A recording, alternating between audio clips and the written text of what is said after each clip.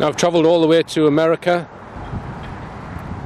to a place called Portland in the state of Maine, and I'm going to meet and interview Peter Hyatt. Peter Hyatt is an expert on statement analysis, and he actually gives lectures and teaches people how to analyse witness statements. And we're going to be discussing the Madeleine McCann case. Today I am joined by Peter Hyatt, whose expertise is in statement analysis. Peter, can you just tell us, how did you become interested in statement analysis? Quite a number of years ago, I was a self-described naive, very easy to deceive person. So I began reading books on statement analysis just as a hobby. Mm-hmm. But eventually, this led into employment where I was given an initial 200 hours of training back in late 2001, I believe, in legally sound interviewing, and from there I went into more formal training, worked on cases as a state investigator for allegations of child abuse and later on allegations of adult abuse. But then I went to teaching statement analysis, and after teaching it, it was very natural that those who attended would ask for assistance. And sometimes that assistance translated into, would you do the investigation for us, especially in private companies? From there, I became more and more involved with law enforcement, in training law enforcement, assisting law enforcement. And so currently I work full-time as an analyst and an instructor, teaching law enforcement, teaching journalists, lawyers, therapists, all different professionals who study the techniques used to discern deception, but also content analysis. So it goes well beyond just saying if someone is lying or not. What are they lying about? Why are they lying? Mm-hmm. Which leads to the ultimate is when someone sends an anonymous threatening letter. Statement analysis is often able to identify who wrote this letter and what the person that wrote the letter is like. Right. This allows them to know, is this threat real? The training involves testing, quizzes, practice, more tests, more quiz, more practice. Eventually, we offer certification, and this is also part of the University of Maine's continuing education units, we call it CEUs, for professional licenses. Mm-hmm. So people are involved in formal training are able to reach a level of certification. The certification is only worth what the work shows it to be. And in many detecting deception schools, they run around 70% success. For us, that would be an abysmal result. These investigators are running at or near 100% success rate. Right. And you can test that by, you make an assertion during the investigation stage based on their statements, and then if someone is then convicted on other evidence, you know that you were correct. So that gives you a way of measuring the performance. Yeah, that's one way of measuring. This is actually rather exciting. An easier way to measure the success is the confession. Yeah, the confession or admission, and we have that more than convictions, because when a person is deceptive, and during the interview process, where they are confronted using their own words, it is legally sound, it is non-interpretive, but where they're confronted with their own words, they often will either confess or admit what they have done. Now, the difference between a confession and admission is legally we need one or the other, but an admission is to acknowledge what one has done. A confession would say, what I've done is this, plus it's morally wrong. We don't need a confession, we do need an admission. Mm-hmm. Then we have something, it's called the A to Z. This is very exciting. An A to Z is where an investigator, say in law enforcement, receives a report of an allegation. Someone has stolen. And before any of the interviews or any of the investigation begins, the person who is accused of stealing is told to write out what happened. They are to sit down comfortably, choose their own words. They're given bottled water in a comfortable setting. There is no threats. There is no coercion. Please tell us in your own words what happened. The person says, well, where do I begin? Wherever you feel comfortable beginning. So we don't introduce any language to them or any words. Person writes out what happened. If we then take that statement and properly analyze it in a scientific method, meaning we expect the same results, putting in the same data repeatedly, the investigator can now know this person did it, when he did it, how he did it, why he did it. So now a lengthy investigation has been shortened greatly. And A to Z is this, is the person is then interviewed based on their own words from that analysis. It's called analytical interviewing. No new language is introduced. The subject is not threatened at all. The subject is not interrupted. He is allowed to speak freely about what happened. When he reaches a point where he is caught by his own words, he often will admit what he did. When he admits what he has done, the investigator then takes the analysis, hands it to him, and says, review this for me. And there's often this type of unity between the investigator and the now suspect, where the suspect shares, oh, your analysis was correct here. Yeah, you're right. I did hide the gun there, and able to go through it. That investigator is now filled with resolve and confidence that he takes into other investigations. So it is fantastic traction for their careers. It's a strength for truth, and it becomes a lesson like no other. The expression, giving someone enough rope to hang themselves, comes to mind. That would be a good way of using it. They made their own rope with their own words. We didn't hand it to them in that sense. So it's legally sound. Right. And obviously the police have the benefit of being able to put someone in that position and not force them to be questioned, but request them to do that. But certain cases that have been high profile in the media, we don't always get that. We don't always get the luxury to be able to put a subject in an interview type situation to write out their version of events. We go by snippets that have come out in the media, and we are going to come on to a case shortly. Can you recall what the first case you looked at was?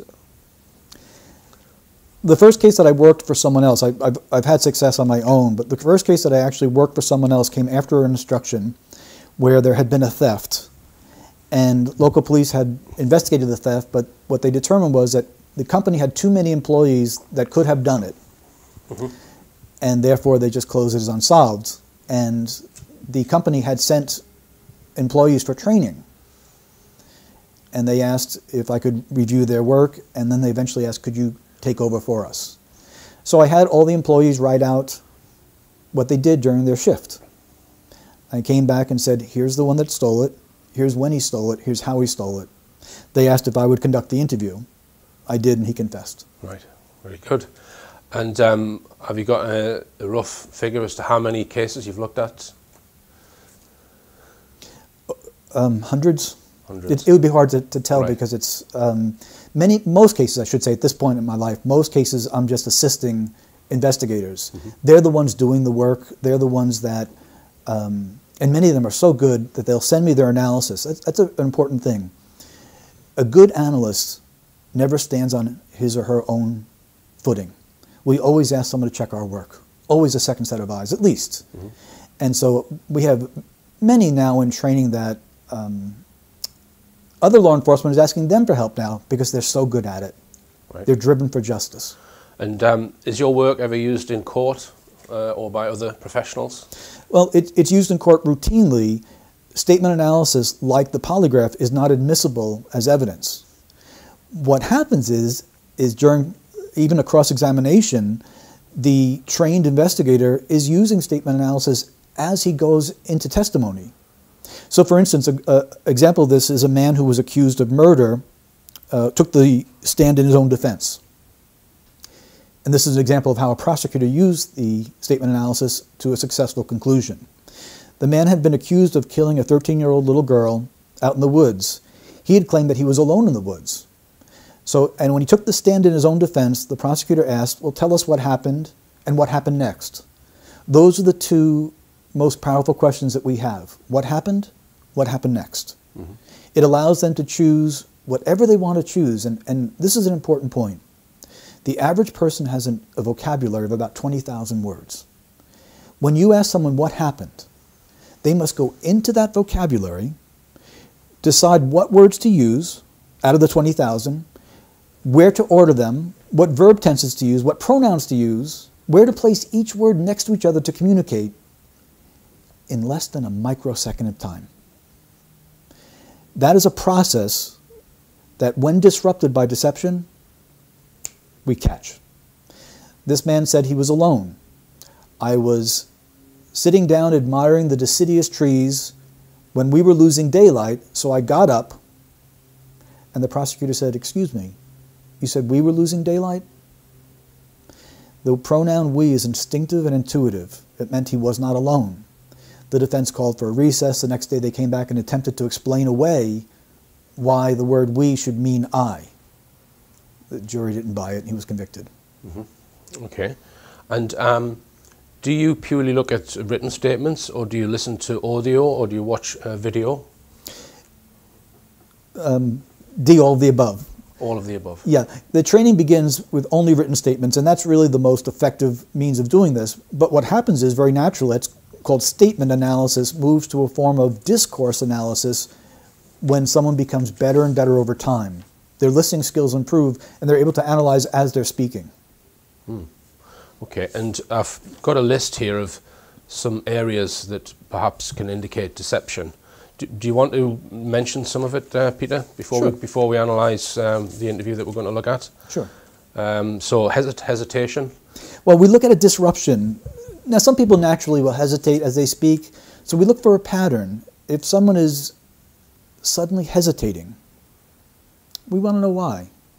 So we call this a sensitivity indicator, meaning, for example, if I ask you a question and you answer the question with a question, you're buying yourself some time. I know this is an important question. It doesn't necessarily mean that you're being deceptive, but you've sure caught my attention. Right, okay. And searching for the right words?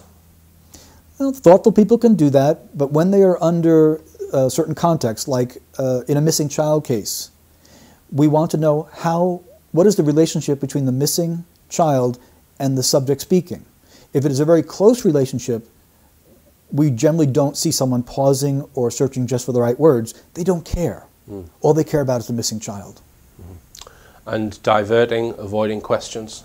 A common form of deception. All right. What about unnecessary expansion on certain subjects, like using woolly jargon and that kind of thing? Can that be a form of deception? Yes, as a matter of fact, it's one of the most important things we look at. When someone uses an unnecessary word, unnecessary phrase, unnecessary detail, we deem it as doubly important. Right. I'll give you a good example of that. When I go to the store, in order for me to go to a store, I have to leave where I am at. So someone will say, I went to the store. The pronoun I went past tense, and the store is where they went. It is very likely, statistically, to be reliable. But if someone says, I left my house and went to the store, it's unnecessary to tell us that they left the house, because you can't get to the store unless you leave. So we know something happened at the house that you're not telling me. 70% likelihood that it has to do with time or rushing or couldn't find my keys, something like that. But 30% of the time, it's critically withheld information. Right. And what about distancing language, where you try and refer to a group rather than yourself? Yeah, there's a couple of different forms of distancing language, and we look at distancing language and flag it as such. I went Christmas shopping with Heather. I and Heather couldn't be any further apart in the sentence than I just made it. What caused the distancing? Did we have an argument? Did I not want to go shopping? I could have said, Heather and I went Christmas shopping, but I didn't. So I went Christmas shopping with Heather puts me and Heather far apart. Sometimes the distance is nothing more than geographical. Sometimes it is strongly psychological. In cases where we expect very closeness, like if an assault case, a missing person case. An assault case is very personal. The language should reflect that. When someone has something happen to them where their body space was invaded and they were harmed, there's a hormonal response that's always going to show itself in the language. So when someone says that they were assaulted and there's distancing language, we look for deception. Okay. And what about the use of the word would? I would have done instead of I did do. Sure. It's one of the things that deceptive people use, and here's why.